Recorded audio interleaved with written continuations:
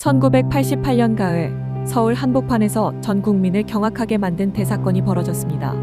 범죄자 12명이 한꺼번에 탈옥해 무려 일주일 넘게 도심을 누비며 경찰을 따돌린 사건. 하지만 이 사건은 단순한 탈옥극이 아니었습니다. 유전, 무죄, 무전, 유죄. 사건 속 한 남자의 외침은 30년이 지난 지금도 사람들의 기억 속에 남아 있습니다. 오늘은 한국 현대사에 굵직한 흔적을 남긴 영등포 교도소 집단 탈옥 사건을 이야기합니다. 1988년 대한민국은 변화의 한가운데 있었습니다. 서울 올림픽이 막 끝나고 민주화 바람이 불었죠. 하지만 사회의 그늘 속에는 여전히 낡은 법과 제도가 자리 잡고 있었습니다. 그중 하나가 보호감호 제도였습니다. 이 제도는 형기를 모두 마친 사람을 사회에 위험하다는 이유로 추가로 가둘 수 있는 제도였죠. 문제는 재판을 다시 거치는 것도 아니고 형량 제한도 없이 사실상 무기한 감금이 가능했다는 점입니다. 형벌은 끝났지만 또다시 감옥으로 돌아가야 하는 상황.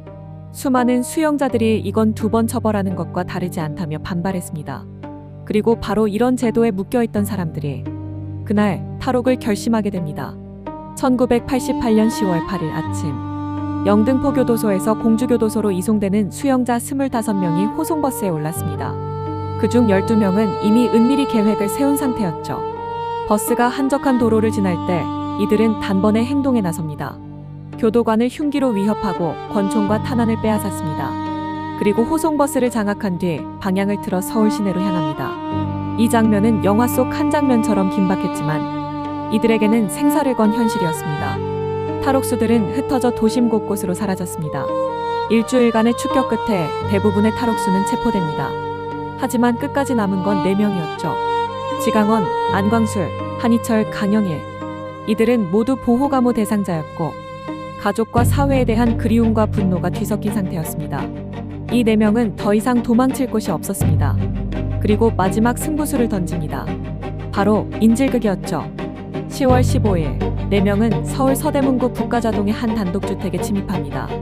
이 집에는 주인 부부와 어린아이들이 있었죠. 이들은 인질들을 위협하며 경찰과 대치합니다. 그 장면은 당시 TV뉴스로 생중계됐습니다. 브라운관 앞에 앉은 국민들은 탈옥범의 얼굴과 목소리를 그대로 보게 된 겁니다. 그 순간 지강원이 말합니다. 유전 무죄, 무전 유죄.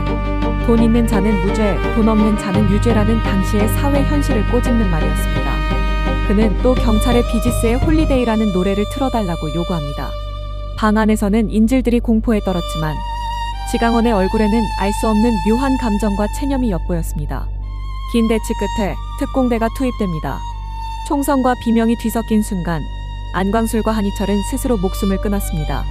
지강원은 유리조각으로 자해하다 경찰의 총에 맞아 숨졌습니다. 강영일만이 살아서 체포됐죠.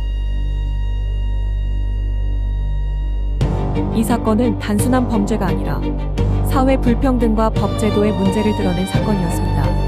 유전무죄, 무전유죄라는 말은 이후 한국 사회의 부조리를 상징하는 문장이 되었죠. 사건 이후 보호감호 제도는 개정됐고 법의 절차와 인권 문제에 대한 논의가 활발해졌습니다.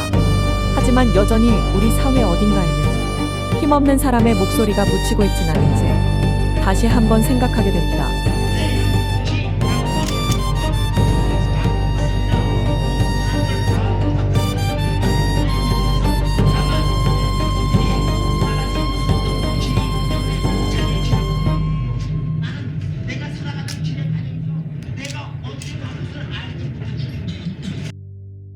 이 사건 그리고 그들이 남긴 메시지에 대해 여러분은 어떻게 생각하시나요?